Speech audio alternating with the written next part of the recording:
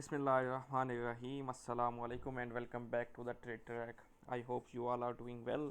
तो आज की वीडियो में हम डिस्कस करेंगे कि जो ट्रेडिंग चैलेंज है, यानी कि ये फंडेड अकाउंट का एफ टी एम ओ का, यह पास्ट 100 के चैलेंज, उसका मैंने फ़ेज़ वन पास किया है विद 81% कंसिस्टेंसी रेट जो है बहुत मैटर करता है। ऐसा नहीं है कि आप एक दो ट्रेड्स में तुक्का लगा के पास हो जाए, आपको कंसिस्टेंटली प्रॉफिट बनाना पड़ता है। आप इस मार्केट में कामयाब भी तभी होते हैं जब आप कंसिस्टेंटली प्रॉफिट बनाते हैं। एक दो दिन आप प्रॉफिट में रहे, 2 दिन बाद आपने उससे ज़्यादा लूज़ कर दिया, तो वो एक कंसिस्टेंट अप्रोच नहीं होती, इस तरह आप कामयाब नहीं हो सकते। तो मैं आपको बताऊंगा मैंने क्या स्ट्रेटजी इसमें इस्तेमाल की, कैसे मैंने इसको पास किया, एंड इंशाल्लाह विद इन फ्यू डेज़ आप सेकंड फेज़ भी इसका पास होता देखेंगे, और उसकी वीडियो भी मैं आपके साथ शेयर करूंगा और आपको समझाऊंगा कि इसको कैसे पास करना है। फर्स्ट ऑफ ऑल 100 के फंडेड अकाउंट जो होता है, मैं यहाँ पे लिख दूँ 100 के, यानी कि 1 लाख का ये अकाउंट होता है। इसमें ड्रॉ डाउन होता है आपके पास डेली का 5,000, यानी कि 5% डेली ड्रॉ डाउन आ गया, डेली ड्रॉ डाउन, ठीक है जी। उसके बाद इसमें आपका ओवरऑल ड्रॉ डाउन जो होता है वो आपके पास होता है 10%। इसको हम कर देते हैं T D, total draw down, ठीक है। एक दिन में आप 5% से, यानी कि 5,000 से ज़्यादा लॉस करेंगे तो आपका अकाउंट जो है ख़त्म हो जाएगा। उसके बाद आप मज़ीद ट्रेड नहीं कर सकेंगे और आपने जो फ़ीस दी है वो भी आपकी ज़ाया हो जाएगी। और अगर आप एक दिन में 4,000, दूसरे दिन में 4,000, उसके बाद तीसरे दिन में 2,000 लॉस कर देने के, टोटल एक्यूमुलेटेड लॉस जो है 2-3 दिन का, वो आप 10,000 कर देते हैं, तो उसमें भी आपका अकाउंट चला जाएगा, आपके पैसे ज़ाया हो जाएंगे, अकाउंट आपका चैलेंज जो है वो ज़ाया हो जाएगा। तो पास करने की consistent approach, first of all you should have a strategy. आपके पास एक स्ट्रेटेजी हो जिस पे आपने काम करना है। वो स्ट्रेटजी कोई भी हो सकती है, आप उस पर अप्रूव्ड स्ट्रेटजी हो, यानी कि आप उससे पहले उस पर काम कर चुके हो, आपको उस पर एतबार हो, आप उससे पैसा बना सकते हैं, ये चीज़ आपको पता हो कि ये स्ट्रेटजी काम करती है मार्केट में। सेकेंडली डिपेंड करता है मार्केट कंडीशंस। मार्केट कंडीशंस तीन तरह की होती हैं। कंसोलिडेटेड मार्केट होती है, ट्रेंडिंग मार्केट होती है, और आपको ट्रेंडिंग मार्केट में कोशिश करेंगे ट्रेड करेंगे। कंसोलिडेटेड मार्केट में स्कैल्पिंग तो हो सकती है, इंट्राडे ट्रेड मोस्टली नहीं बनती, इसलिए ट्रेंडिंग मार्केट में कोशिश करेंगे ट्रेड करें, अगर नहीं बनती तो आप ट्रेड को छोड़ दें। एक और चीज़ जो इम्पोर्टेंट है वो ट्रेडिंग फंडेड चैलेंज में भी, और इसमें ज़्यादा इंपॉर्टेंट है, वैसे भी ट्रेडिंग में इंपॉर्टेंट है, वो है आपके इमोशंस। क्योंकि इसमें आपके पास चैलेंज होता है कि आपने $10,000 बनाने हैं, तो आपका फेस पास होगा तो आपके ऊपर एक बूथ सवाल हो जाता है कि मैंने 10,000 बनाने हैं, आज ही बना लूँ, कल बना लूँ, जल्दी जल्दी बना लूँ, उसके बाद मेरा अकाउंट पास होगा, रियल अकाउंट मिलेगा, मैं पैसे कमाऊँगा। ये जो इमोशनल अटैचमेंट होती है आपकी, ये आपको नुकसान देती है। आपने ये नहीं सोचना कि मैंने 10,000 जल्दी जल्दी बनाना है, आपने ये सोचना है कि मैंने दिन का 1,000 बनाना है, 1,500 बनाना है, इतना मेरा ऐसा होगा, इतना टीपी होगा, इस तरह से मैंने बना के, मुझे चाहे महीना भी लग जाए, मैंने इस अप्रोच के साथ चलना है, मैंने ज़्यादा रिस्क नहीं लेना, तब जाके आपके पैसे बनेंगे। मोस्टली लोग फेल क्यों होते हैं? मोस्टली लोग फेल होते हैं इस वजह से कि they take it as granted. जैसे कोई चीज़ मुफ्त में मिल जाती है ना, वो समझते हैं कि हमें एक चीज़ मिल गई है, बस आज हम एक बड़ी ट्रेड लगाएंगे, कल ये 10,000 हो जाएगा, कल ये पास हो जाएगा, उसके बाद हम आगे चले जाएंगे और हम बड़े ट्रेडर बन जाएंगे। ऐसा कुछ नहीं होता। खैर, मैंने अप्रोच ये ली। आपको लोग बता देंगे 1:2 का रिस्क रिवार्ड आपने रखना है, जो कि बिल्कुल ही गलत है मेरी नज़र में। 1:2, इसके आगे मैं कांटा लगा दूँ तो ये गलत है। 1:2 आपने नहीं रखना। 1:2 को आपने नहीं रखना। क्यों क्यों नहीं रखना? उसकी रीज़न ये है कि आप 1:2 इसके बाद लेकर चल रहे हैं, तो आपकी एक ट्रेड कैंसल हुआ और एक का प्रॉफिट हुआ, तो आपकी इक्विटी जो है ऑलमोस्ट, यानी कि थोड़ी सी बढ़ेगी, इतनी नहीं बढ़ेगी। और आपकी अगर 2 ट्रेड्स कैंसल हुआ और एक का टीपी हुआ, तो आप बराबर रहेंगे, कोई इक्विटी नहीं बढ़ेगी। 1:3 का ये फ़ायदा है कि अगर आपकी एक ट्रेड लॉस में जाती है और एक प्रॉफिट में जाती है, तो आप फिर भी 2x प्रॉफिट में होंगे, क्योंकि 1:3 होगा। उसमें से एक ट्रेड लॉस की घटा दें तो 1:2 तो बच ही जाएगा। और 1:3 इंपॉर्टेंट है, 1:3 को लेकर चलेंगे तो ही आपका अकाउंट पास होगा। मैंने जो काम किया, मैंने ये किया कि 1:3 तो मैंने ली, मैंने सिर्फ गोल्ड पे काम किया।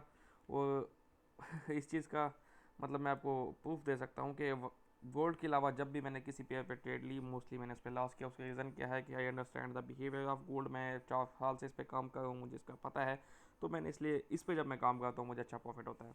1:3 मैंने ली। मेरा 1 स्टैंडर्ड लॉट में लेता था, 500 का मेरा एस एल और 1,500 का टी पी, ठीक है जी। तो मेरे एस एल तो मोस्टली नहीं हुए, एक दिन मेरा लॉस में गया। तो वो भी एक मतलब रीज़न थी। उसकी रीज़न ये थी कि मंडे था, मंडे मार्केट मोर टोटली बुलिश थी, और मंडे मैंने लास्ट वीडियो में आपको बताया था कि मार्केट ने लो लगाया। एशिया सेशन में मैंने समझा कि डेली लो लग चुका है, मैंने उसके बाद बाइंग ले ली। मेरी बाइंग चली $1,000 में, प्रॉफिट में गई। उसके बाद मैंने उसको होल्ड किया कि मैंने वीकली हाई लगवाना है, मार्केट में से $5,000 लेने हैं।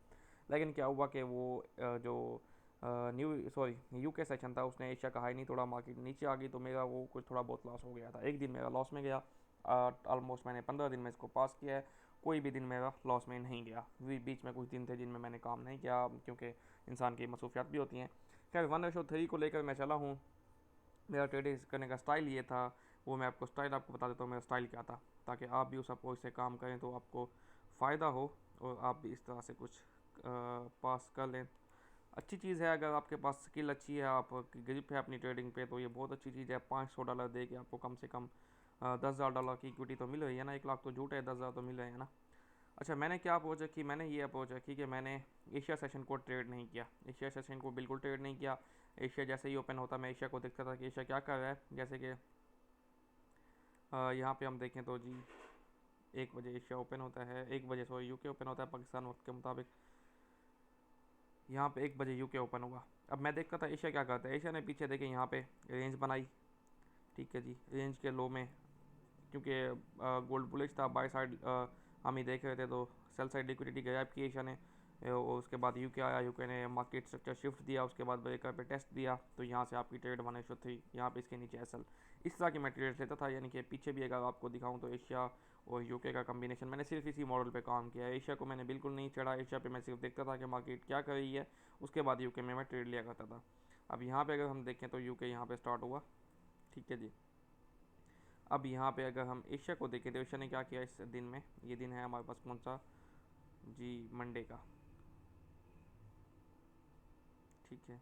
मंडे, क्योंकि जब डे बुलिश होता है, आपका वीक बुलिश आप एक्सपेक्ट करते हैं, तो मंडे या ट्यूसडे वीकली लो लगना होता है। अब मार्केट नीचे आई, मार्केट ने सारी सेल साइड लिक्विडिटीज़ को ग्रैब कर लिया। यहाँ पे सेल साइड लिक्विडिटी थी, यहाँ पे सेल साइड लिक्विडिटी थी, और उसके बाद मार्केट ने एक अच्छे लेवल पे आके यहाँ पे 15 मिनट का ऑर्डर ब्लॉक भी है। और 2770-75 का लेवल मैंने आपको वीकली उसमें बताया था कि वीकली फोरकास्ट में यहाँ से हमने बाय करना है। जैसे ही यहाँ पे अब देखें सेल साइड्स मार्केट ने रेड कर ली, उसके बाद 15 मिनट में आपको स्ट्रक्चर शिफ्ट मिला, यहाँ पे फेयर वैल्यू गैप का ब्रेकर का टेस्ट मिला, यहाँ से मैंने बाय ली थी, जो कि ऑलमोस्ट यहाँ कहीं पे इस हाई पे मैंने कट की थी, ठीक है।